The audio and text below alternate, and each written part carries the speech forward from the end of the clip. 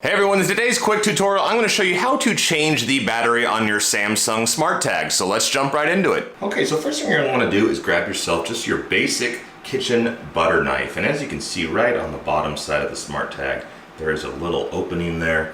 I just take my butter knife, gently put it in there, and then just pull it like so. As you can see, it separates.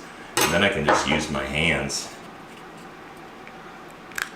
Guide your fingernail along the ridge line, and it should just pop open like so. All right, here we have the battery. Now you can't really get your finger in there too much, but there is a little indentation here. I just take a little tiny paper clip, put it in there, pry it open, and out pops the CR2032 battery. Take your new battery, put it in, take your other casing, snap it shut, and you are good to go. You have just replaced a battery in your Samsung SmartTag.